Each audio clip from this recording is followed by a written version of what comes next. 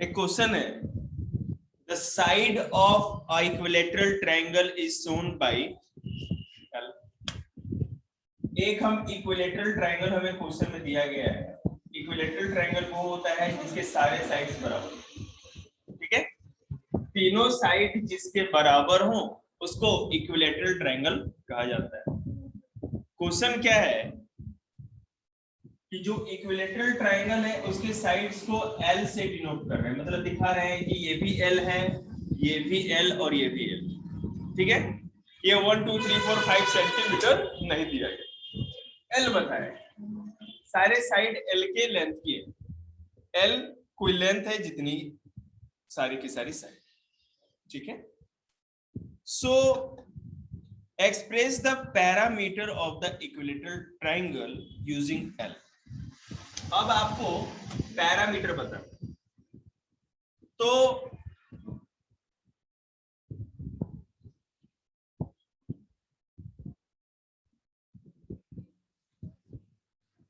Parameter of a equilateral triangle क्या होगा बताइए। देखिए, parameter of equilateral triangle is equal to sum of all sides, ठीक है, sum of all sides. Sum का मतलब होता है प्लस, ऑल साइड मतलब ये तीन साइड, इसमें कितने sides? 3, okay. So parameter is equal to L plus L plus L। So parameter of equilateral triangle क्या आ जाएगा? 3L, ठीक है।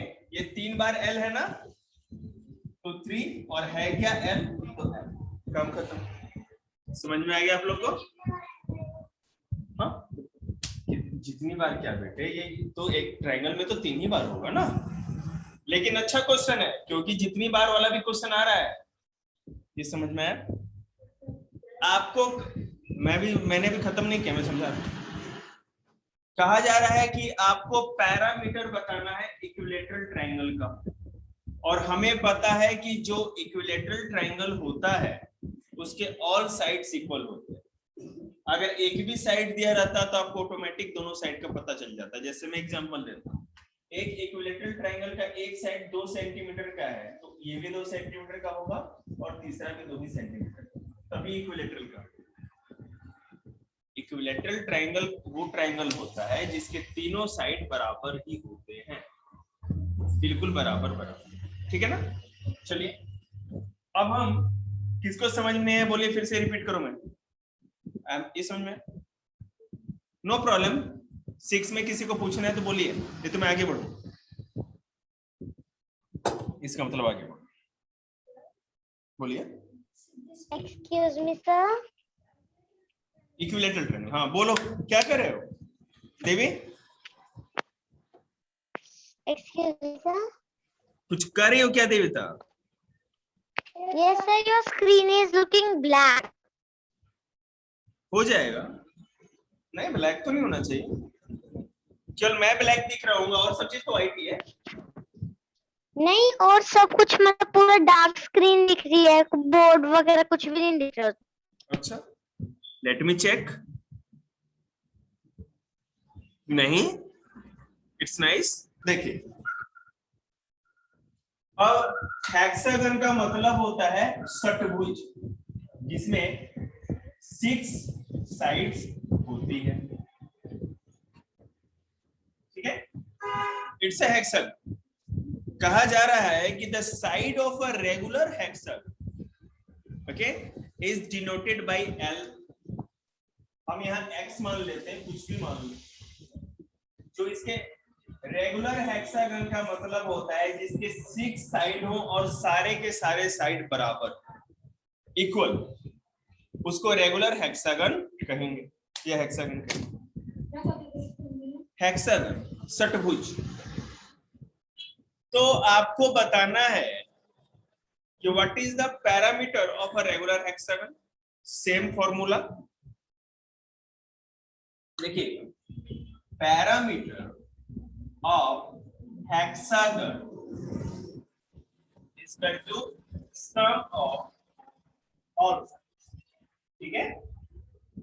तो क्या होगा x plus x plus x plus x plus x 1 2 3 4 5 6 हो गया ना, बिल्कुल सही 6x इज द आंसर। ये हलवा है, गाजर पाक खाते होंगे, मूंग का हलवा खाते होंगे, उसी टाइप का, उससे मिलता जुलता है, मावा भी ज्यादा है। ये कोई क्वेश्चन है यार, it has no any standard. अब थोड़ा सा लेवल बढ़ाते हैं, पेंटागन।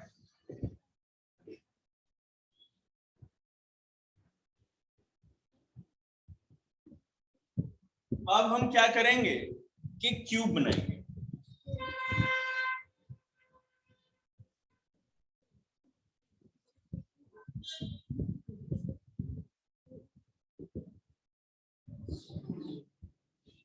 थोड़ा हाँ, ये थोड़ा दूसरा बन गया, ये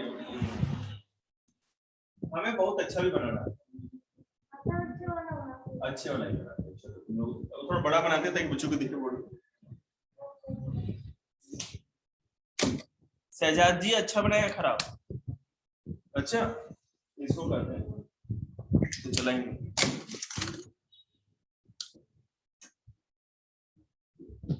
देखिए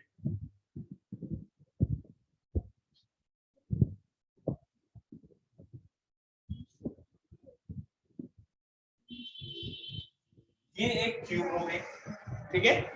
कहा जा रहा है कि अ cube is a 3 dimensional figure. 3D picture, 3D 2D समझते हैं ना, 3 डायमेंशनल मतलब तीन चीजें एक बार देखोगे तो इसको तीन साइड इसके दिखेंगे, सामने भी दिखेगा, साइड भी दिखेगा और ऊपर भी दिखेगा, तीन साइड दिख रहा है, 3D पिक्चर है। So it has 6 faces, 6 face होता है। अब वो कैसे? एक आगे से, एक पीछे से, एक दाएं से, एक बाएं से, 4 हो गया। Left, right, behind and front, और एक अप और एक डाउन। ये जैसे रूम है, एक स्क्वायर रूम देख लो आप, क्या होगा, एक नीचे ये फर्श होगी और एक वॉल, सॉरी रूफ, 2 हो गया। 4 साइड से इसकी दीवार हो गया, 4 और नीचे एक और एक ऊपर, 6 हो गया ना। तो इसी को इसका फेस कहते हैं, समझ में आ गया? डब्बे का जो गत्ते का जो टुकड़ा होगा, जो बाउंड्री होगी, वही इसका फेस होगा। समझ में आया? लूडो खेलते हैं, देखा है लूडो का जो डाइस होता है, 6 फेस होते हैं ना, दाएं बाएं इधर इधर और एक ऊपर और एक नीचे, 6 हो गए ना डाइस की तरह, उसी तरह मान लीजिए। So the length of an edge of the cube is given L। Edge की बात, एज मतलब कि किनारा, ये दिख रहा है आपको, ये एज, एक इसका हो गया L, इसका, इसका, ठीक है, इसका भी ऐसा ही। तो मतलब कि the length of an edge of its cube is given L. Find the formula for the total length of the edges of a cube. अब देखो, एक बात आपको पता है कि, एक सेकेंड,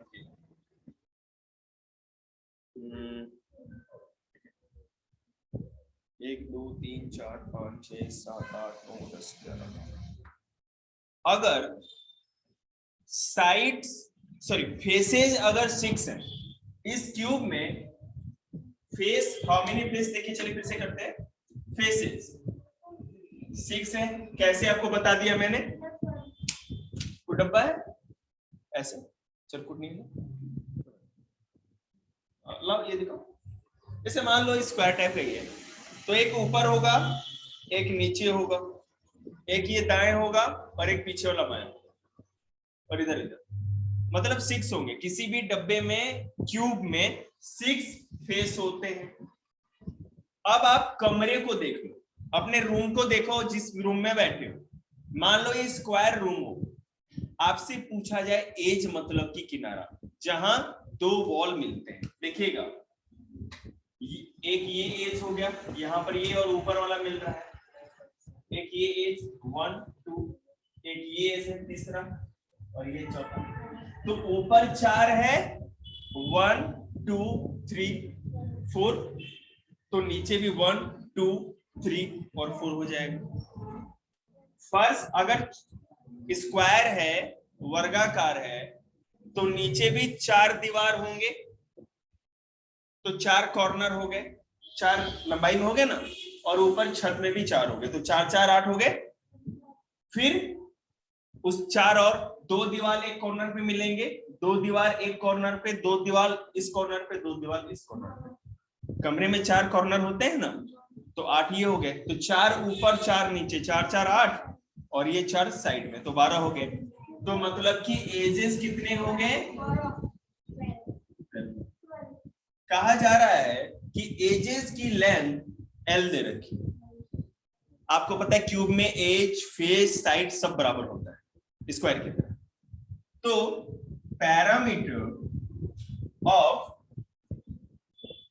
या कह सकते हैं total length of all sides, parameter नहीं पूछा जा रहा ना, मेरे को देख लेते हैं क्या पूछा जा रहा है।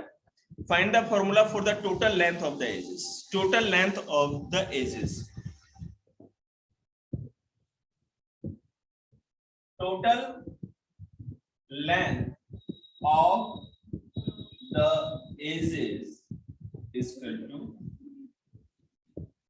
अब ABCD अगर हम कर दें तो ज्यादा आसान हो जाएगा, कर लेते हैं, कोई बात नहीं। ABCD, ठीक है। उसके बाद क्या करेंगे, पीछे वाले को EFGH तो करते हैं, AB plus BC plus BC plus CD plus BA plus, अब इधर से करेंगे AF plus FE plus EB, ठीक है, प्लस ऊपर चलते हैं DG plus GH plus HC plus, अब इधर वाले EG प्लस EG हो गया प्लस EH प्लस 1 2 3 4 5 6 7 8 9 10 11 12 हो गया 12। और सबकी साइड कितनी है? L 1 2 3 4 5 6 7 8 9 10 11, तो टोटल कितना है? 12। क्लियर है? बहुत आसान है, इसमें कुछ भी नहीं। चलिएगा,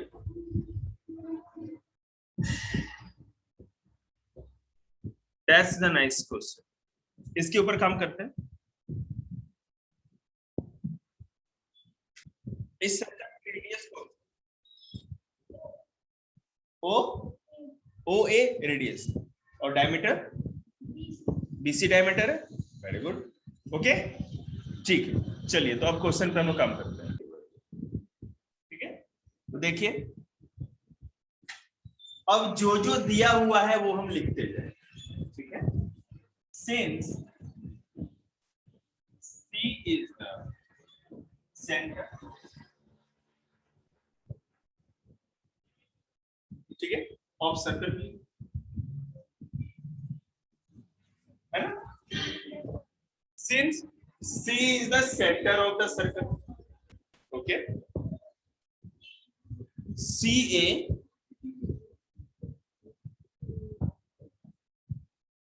CB CP are radius,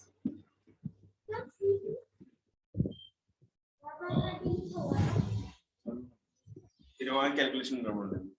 CP हमारा क्या है? रेडियस, समझ में आ रहा है?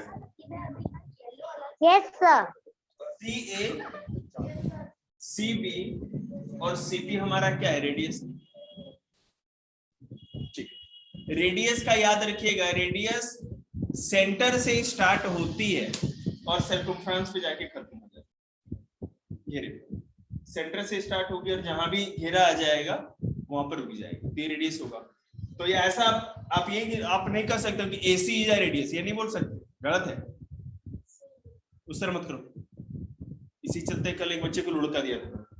PC आप रेडियस नहीं बोल सकते, PC रेडियस नहीं बोल सकते, जब भी बोलेंगे CA CB और CP इज द रेडियस। समझ में आ रहा है, क्योंकि रेडियस स्टार्ट ही सेंटर से होता है। मतलब बेटा ये इधर जा रहा है, ये इधर जा रहा है, ओके। और हमें पता है E या फिर EF को नहीं बता सकते radius. Equal to CP equal to CB equal to R। Radius कितना दिया है, ये अगर मान लो बेटा R है तो एक सर्कल में जितने भी रेडियस होंगे सेम लेंथ के होंगे। एक सर्कल में जितने भी रेडियस होंगे सेम लेंथ के।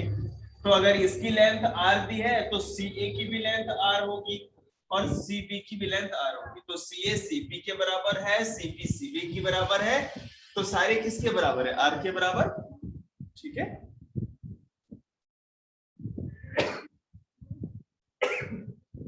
Now AB is the diameter of circle, हमें ये भी पता है।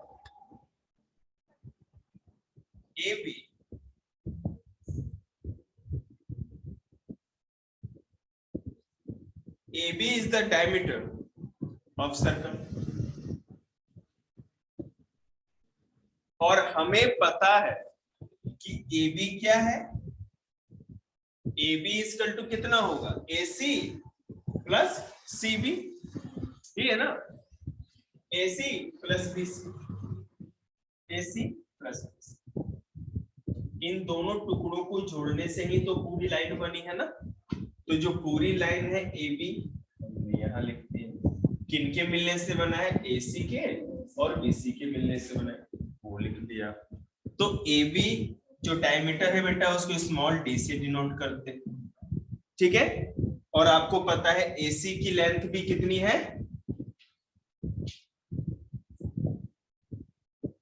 दिमाग लगाओ, इसकी R है तो सारे की R ही होगी ना। तो AC की लेंथ भी R, BC की लेंथ भी R, it means D equal to 2R। ये फॉर्मूला भी होता है, diameter equal to 2 into radius, radius का डबल। फिर से मैं समझाता हूँ, ध्यान देना आप लोग।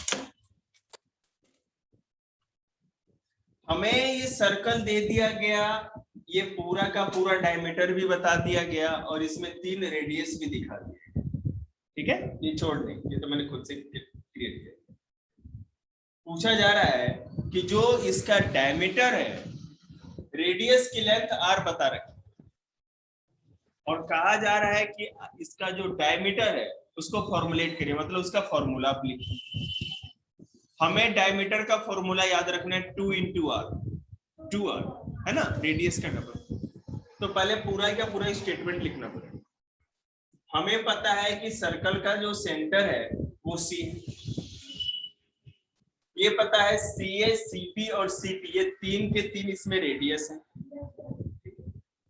और हमें ये भी पता है CA जितना लेंथ का होगा उतना ही CP और उतना ही CB, और इन सबों का लेंथ कितना दिया हुआ है R, ठीक है। Now AB is the diameter, और हमें ये भी पता है कि सर्कल में जो डायमीटर है वो AB है, ठीक है। सो AB इक्वल टू, और डायमीटर क्या होता है, 2 रेडियस, 2 रेडियस के मिलने से डायमीटर बनता है। तो बेटा एक तो डायमीटर AB अगर डायमीटर है तो इसके अंदर के जो 2 टुकड़े होंगे, तो AC एक टुकड़ा है और BC एक टुकड़ा है। So AB equal to AC plus BC। So AB क्या है, डायमीटर है, हमने D से डिनोट किया डायमीटर, और AC की लेंथ R थी, BC की लेंथ R थी, तो D इक्वल टू 2 बार R है तो 2 और R को R लिख दिया 2R। चलो कौन सा सीधी बता, नहीं इसको BC से ही करेंगे, लेंथ देखनी है ना। चलिए देखिए आगे,